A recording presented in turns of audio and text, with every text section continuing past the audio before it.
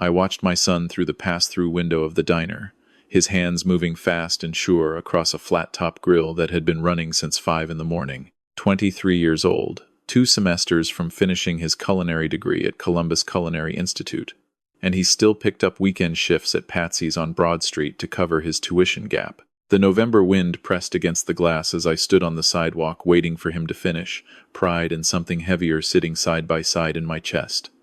His name was Ryan. My son, my whole world, since his mother, Carol, lost her fight with ovarian cancer when he was 12. 11 years of the two of us figuring it out as we went. I taught high school history at Westland for 22 years. Made enough to keep the lights on and the refrigerator full, but never enough to make anything feel easy. Ryan never complained. Not once. My phone buzzed in my coat pocket. My older brother's name filled the screen. "You're still bringing Ryan Thursday, right?" my brother Thomas said before I could get a word in. "Diane's doing a full spread. 20 people, minimum. We'll be there," I said. "Ryan gets off his shift at noon. We can be in Dublin by 2. There was a pause on the line, just a beat too long. "About that," Thomas said, "Diane wanted me to mention something. She's invited the Forsythes this year. Craig Forsyth, the developer. You know how important this account is to her." "I know who Craig Forsyth is," I said. Diane had been talking about landing his commercial real estate contract for the better part of a year. "It's just, when the subject of what everyone does comes up, Ryan's finishing his culinary degree," I said. "He's going to be a chef. He works at a diner, David." The words dropped like something heavy onto concrete. "He works at a diner because he pays his own rent," I said. "Because he won't let me carry his bills for him. Because he is 23 years old, and he showed up every single morning at 5 a.m. this summer to earn his own way." "Craig Forsyth's son just got into Wharton," Thomas said. "Diane wants the conversation to flow a certain direction. You know how she is. Maybe Ryan could just stay in the background, help in the kitchen? He'd probably feel more comfortable there anyway." I looked through the diner window. Ryan was plating something, focused the way he always got focused, like the rest of the world had gone quiet. He had Carol's hands, long fingers, precise movements. She'd been an artist. He was becoming one too, just in a different medium. "We'll be there at 2, I said, and I ended the call. I didn't tell Ryan about the conversation that night. He was excited about Thanksgiving in a way that made me ache a little. He'd spent 2 days planning a pie, a brown butter sweet potato with a candied pecan lattice, something he'd been developing in his apartment kitchen on his days off. He carried it into my house Wednesday evening wrapped in a dish towel like it was something fragile and irreplaceable. "Uncle Thomas has that oven with the convection setting," he said, setting it carefully on my kitchen counter. "I want to reheat it right. Do you think Aunt Diane will let me use it?" "I'm sure she will," I said. "I got a bottle of that Riesling Diane likes too, the one from that German import place on 5th. It wasn't cheap, but she's always been nice to me." I poured myself a glass of water and didn't say anything. Thomas and Diane lived in a neighborhood in Dublin where every house looked like it had been designed by committee to communicate wealth without appearing to try. 7,000 square feet of neutral tones and reclaimed wood and kitchen appliances that cost more than my car. Diane had grown up with money, her father had built a commercial property management company from nothing, and she'd inherited both the business and the certainty that the inheritance had conferred some quality of character rather than simply arriving by accident of birth. Thomas had done well on his own, corporate law, partnership track, but somewhere along the way he had started measuring himself by Diane's yardstick and finding the distance between them comfortable. We pulled up at 2 o'clock exactly. Ryan carried the pie in both hands. I carried the Riesling and a bottle of bourbon for Thomas. Diane opened the door before we knocked. She was dressed the way she always dressed. For events she was performing rather than attending, structured blazer, statement earrings, a smile that started and stopped at her mouth. "David," she said, and then her eyes went to Ryan and the pie, and something moved through her expression that she almost managed to keep invisible. "Ryan, you didn't have to bring anything.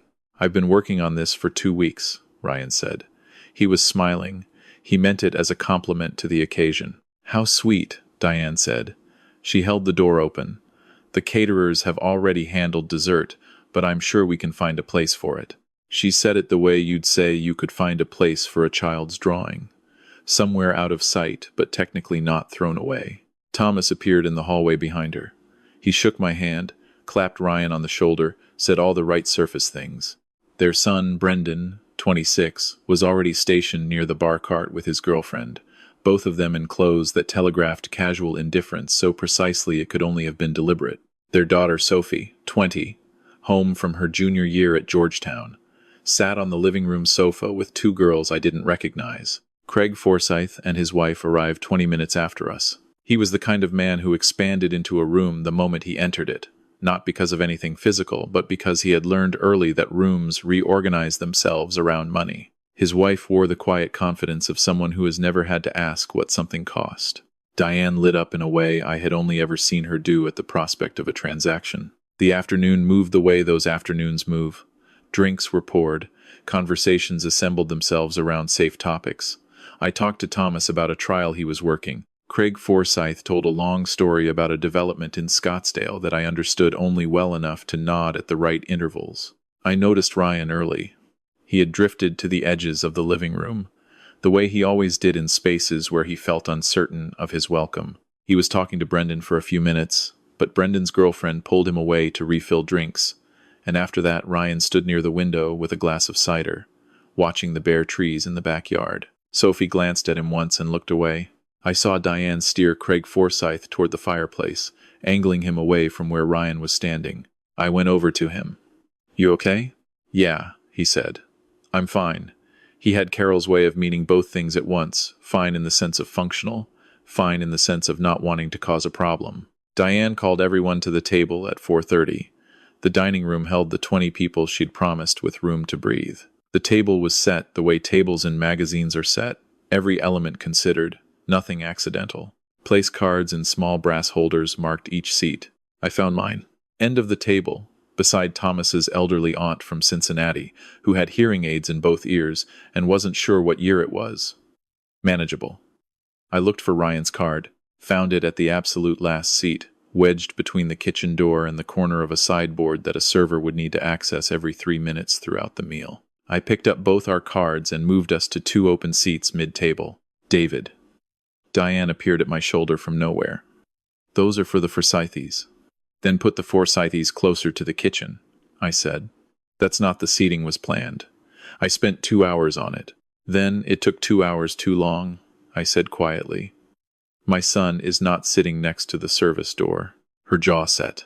She took both cards from my hand and placed us back at the end, this time with the added insult of a 3-seat buffer between Ryan and the nearest family member.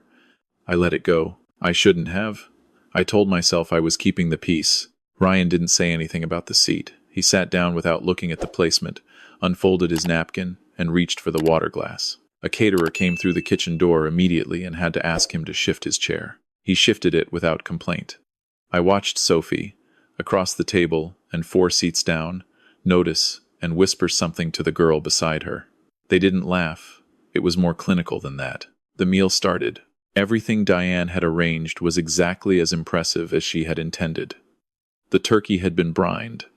The sides were restaurant caliber. Craig Forsyth made a production of appreciating the wine, and Diane received it with the restraint of someone who has been waiting a long time to be seen. I kept Ryan in my peripheral vision. He was eating quietly, answering when spoken to, which was not often. At some point, Brendan said something to Ryan across the table about the diner, asked how the food service thing was going, and Ryan said it was going well, that he was learning a lot.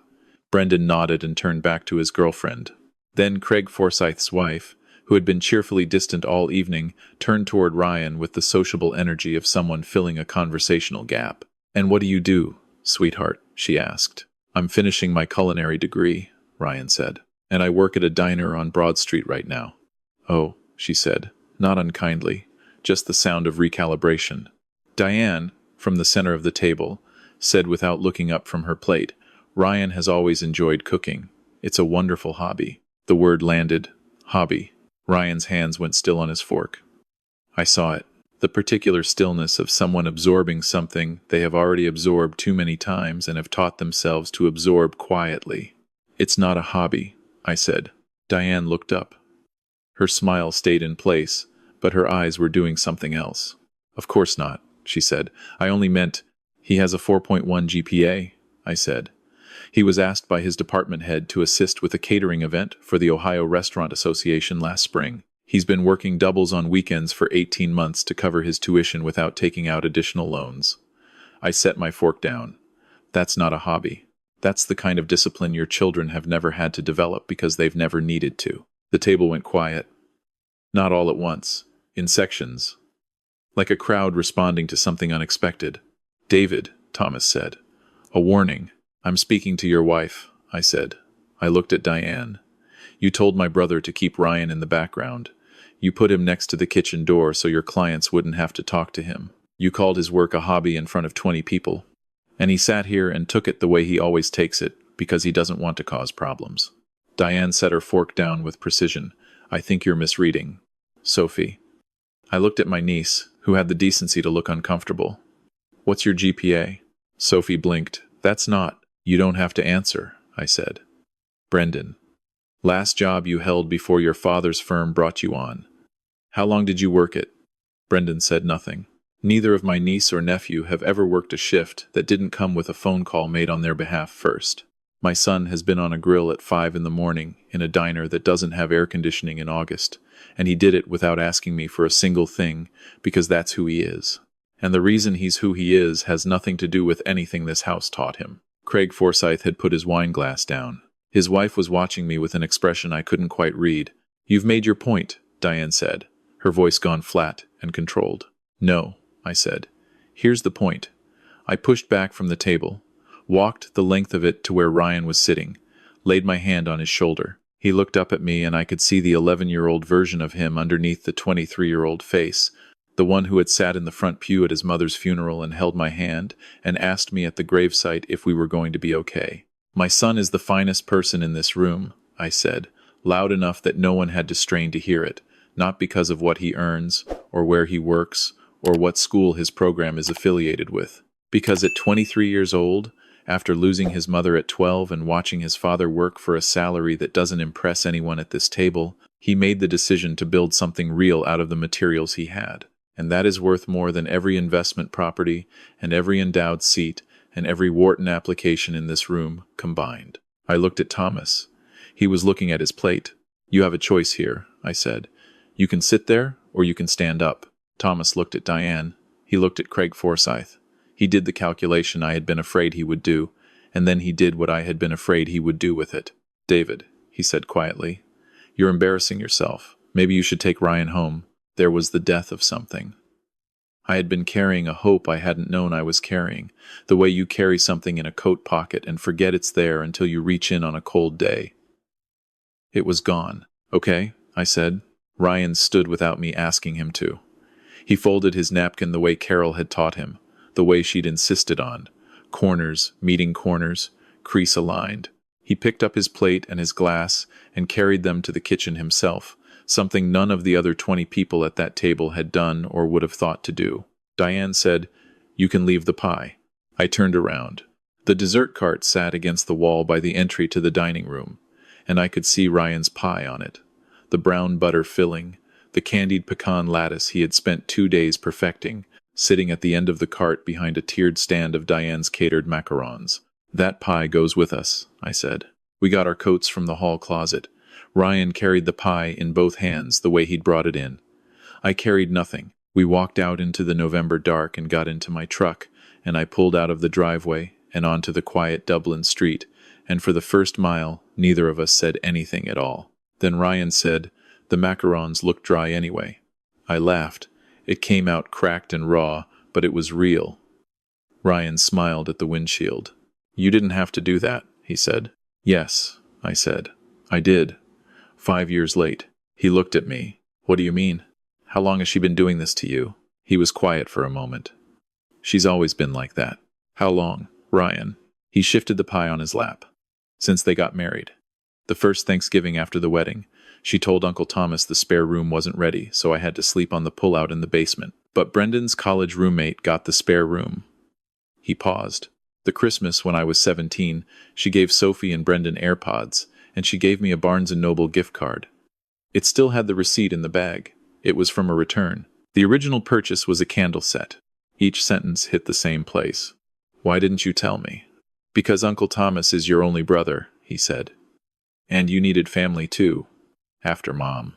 I gripped the steering wheel and didn't say anything for a long time. We drove back to my house in Westland, and we ate Ryan's pie at my kitchen table with 2 forks, no plates. It was extraordinary. The filling had a depth of flavor I couldn't have described technically, but that tasted like someone who understood that cooking was a form of care. We watched football until midnight, fell asleep in separate chairs. When I woke up at 2 a.m.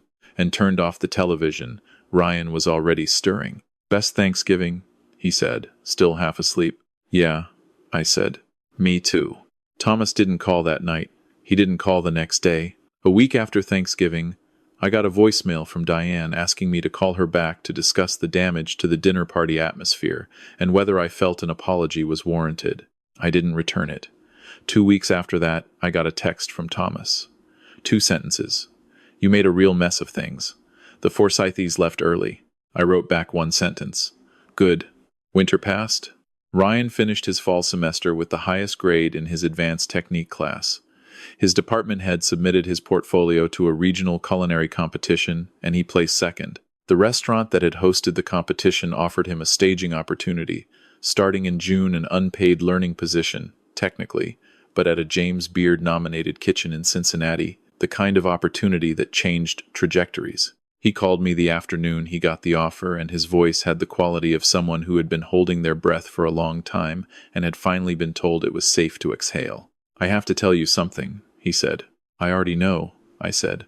Congratulations. How do you know? Chef Morales emailed me when she submitted your application.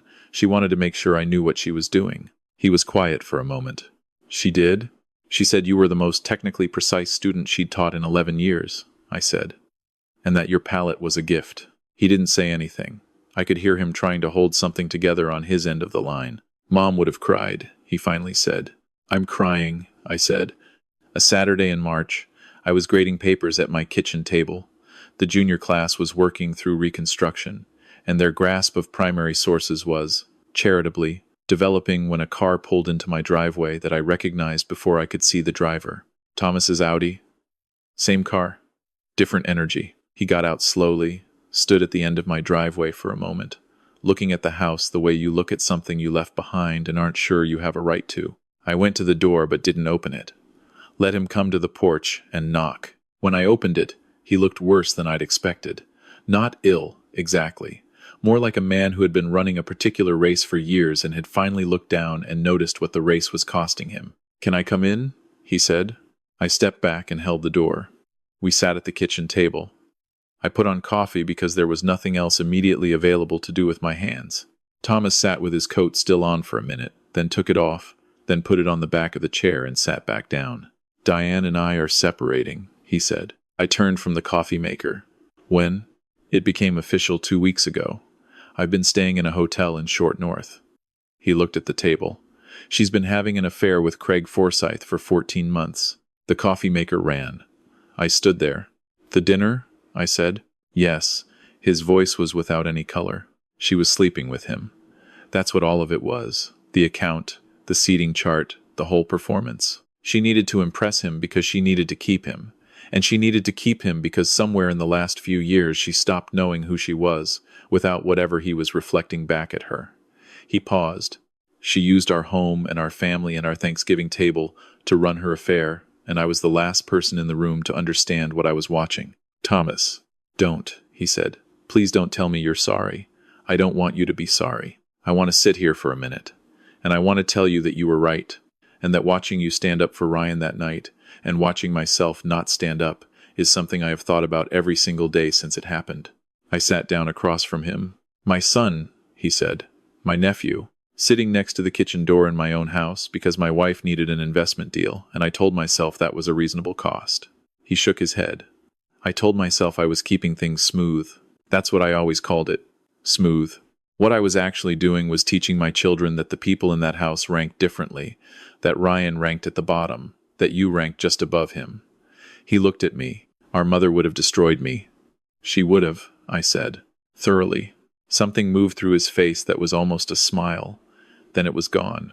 I want to make it right with Ryan, he said. I don't know if I can, but I want to try. That's not my conversation to have, I said. That's his. I know. He's at Patsy's until 4 on Saturdays. Broad Street, just past the Target. Thomas nodded. He stood, picked up his coat, then stopped. How is he? He said. Really? He's going to Cincinnati in June, I said. Kitchen stage at Ardor. Do you know what that is? Thomas shook his head. Look it up, I said. And when you do, understand that he built that from scratch. No calls made on his behalf, no donations attached. Just his own hands and his own work and the person his mother raised him to be before she ran out of time. Thomas left. I finished grading papers. At 4:15, my phone buzzed. Your brother came to the diner, Ryan wrote. We talked for a long time. I'm not sure yet, but I listened. That's all I asked, I wrote back. He cried, Ryan wrote. In the diner, in front of everyone. I had to get him a to-go cup of coffee so he'd have something to do with his hands. How was the coffee? Excellent, obviously. Ryan set conditions. Not as punishment, he explained to me later, but as a structure that made the relationship possible, rather than just resumed. Thomas had to show up. Not to events, not to occasions, but to the ordinary Tuesdays and ordinary phone calls that don't require an audience and can't be faked for an evening. He had to learn what Ryan was actually building, and he had to ask real questions about it and remember the answers. He had to do the same with his own children, who were both, in their own ways, struggling to understand what their family actually was now that the architecture their mother had designed had come down. Thomas did it. Slowly, without the ease of people who find relationship uncomplicated, but consistently. He came to Ryan's end-of-year critique in May and sat in the back of the room and watched his nephew present 8 months of work to a panel of working professionals who had hard questions and no reason to be gentle. Ryan answered every one. When it was over, Thomas was waiting outside in the hallway, and he said only, I didn't know. I should have. I'm sorry I didn't know. Ryan shook his hand. Then he hugged him. Because Ryan had Carol's heart, and Carol's heart did not run on the same fuel as resentment. The Cincinnati stage started June 7th. Ryan drove down on a Sunday with everything he owned in the back of his truck. A chef's knife roll his grandmother had given him when he started culinary school, a set of copper pans he'd saved for 3 years to afford, the same dish towel he'd wrapped the pie in on Thanksgiving. He called me when he arrived. The kitchen is unbelievable, Dad, he said. They have a wood-burning oven, a real one. They use it for everything. Are you scared? Terrified, he said. In the best way. Good. Do you think Mom knew? When she was teaching me how to fold napkins and how to taste things and how to treat people in service jobs the way you'd want to be treated, do you think she knew what she was building? I sat with that for a moment. Your mother knew everything, I said. She was just running out of time, and she put what mattered most into you before the clock ran out. That's what good people do when they know they're leaving. He was quiet. I think about her when I cook, he said. Not sad, just present. Like she's in the room. She is, I said. That's what that is. Thomas came for dinner at my house twice that summer. Nothing elaborate. I grilled on the back porch, and he brought beer, and we talked about our parents, which we hadn't done in years, and about what we were going to do differently, which felt both overdue and possible in a way it hadn't before. Brendan came once, quieter than I'd ever seen him, asking questions about Ryan that seemed genuine, struggling with the gap between who he'd been raised to think he was and who he was beginning to suspect he might actually be. That work takes longer than a summer. But he was starting it. In August, Ryan called to tell me that Chef Morales, the one who had sent him to Cincinnati, had forwarded his name to a restaurant group in Columbus that was opening a new location in the short north. They wanted a sous chef, someone young, technically precise, with what the owner called a point of view. She called it a point of view, Ryan said, and I could hear the disbelief in it. The 23-year-old who had spent 2 years next to the kitchen door, hearing his work called a hobby, hearing it described now as a point of view. It is, I said. It always was. He got the job. Started October 1st. The restaurant opened in November to a review in Columbus Monthly that described the food as rigorous and warm, food that knows where it came from and has no interest in pretending otherwise. Ryan texted me a photo of the page. I had it framed. It hangs in my kitchen now between a photo of Carol at our wedding and a photo of Ryan at 12, in her apron, making pancakes on a Saturday morning, with his tongue pressed between his teeth from concentration. I think about that Thanksgiving sometimes. About the choice Thomas made and the choice I made and the 11 years of Thanksgivings before it when I kept things smooth and told myself that was wisdom instead of cowardice. About Ryan folding his napkin at the end of a table where he was never meant to feel welcome. Carrying his own plate to the kitchen because that's what he'd been taught not by Diane, but by Carol, in a life that ended before he was old enough to understand the gift he'd been given. If I could go back to the moment I hung up that phone call with Thomas, the one where he asked me to keep Ryan in the background, I would go back. I would tell Thomas we wouldn't be coming. I would save Ryan one evening of sitting next to a kitchen door, eating catered food off a plate he wasn't supposed to be at the table for. But I can't go back to that. What I can do is what I did 2 months later, in a Dublin dining room with 20 people watching. I stood up. I should have stood up sooner. I will spend some time with that. But I stood up when it cost something. And Ryan was watching, and he learned what I hope he carries longer than any technique he learned in any kitchen. That the people who love you do not stay seated while someone measures your worth against their comfort. They get up. They say your name. They put their hands on your shoulders, and they make sure the room understands exactly what they're looking at. He already knew all of that, of course. His mother had made sure of it. I just finally got around to showing him that I did too.